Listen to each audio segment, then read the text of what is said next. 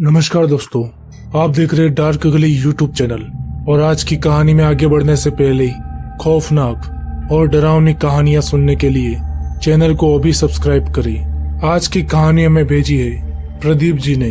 तो चलिए बढ़ते हैं आज की कहानी की ओर। गाँव के शमशान के पास ही मेरी चाय की दुकान थी। ये बात सुनने में जितनी खौफनाक लगती है, असल में उससे भी ज्यादा खौफनाक है। दिन के समय तो वहाँ पर मुझे डर नहीं लगता था, लेकिन रात के समय वहाँ पर दूर दूर तक कोई भी जिंदा इंसान नजर नहीं आता था।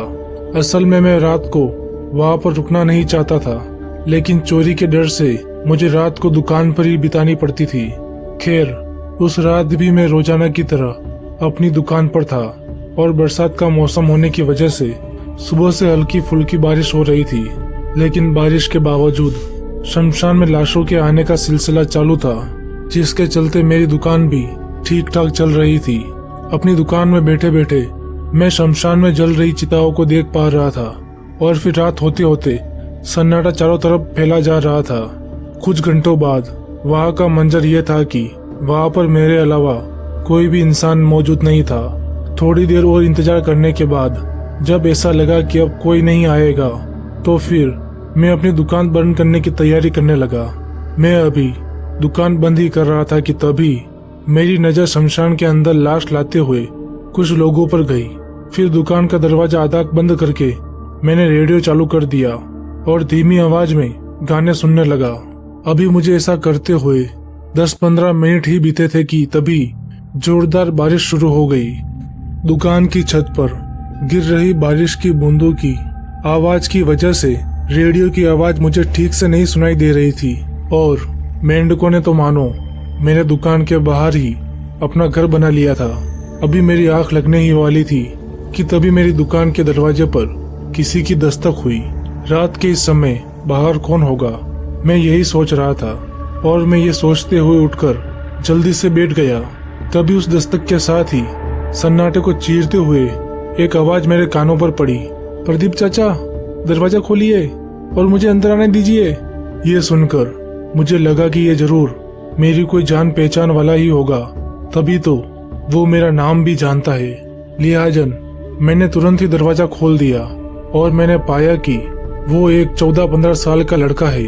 मैंने उस बच्चे को आज से पहले यहाँ पर कभी नहीं देखा था और ना ही मैं उस बच्चे को पहचानता था। जिस पर मैंने उस बच्चे से पूछते हुए कहा कि क्या बात है और तुम्हें मुझसे इतनी रात को क्या काम है। इस पर उस बच्चे ने मुझसे कहा कि शमशान की बारिश के चलते एक चिता बुझ गई है, क्या आप उसे वापस जला देंगे।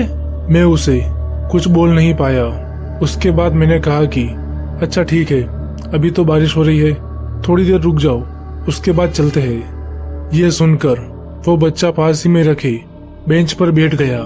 फिर उसके बाद उस बच्चे ने मुझसे बातचीत शुरू की तो उसने बताया कि वो अपने परिवार वालों के साथ यहाँ पर आया था, मगर उसके घर वाले उसे यहीं पर छोड़कर चले गए और इतने में ही बारिश भी अचानक से रुक गई।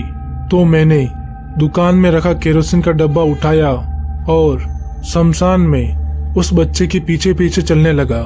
उस वक्त मैं क्या करने जा रहा था मुझे बिल्कुल भी नहीं पता था। मैं बस अपनी धुन में उस बच्चे के पीछे पीछे चला जा रहा था। शमशान में दाखिल होते ही मैंने पाया कि एक चिता में से धुआं निकल रहा था।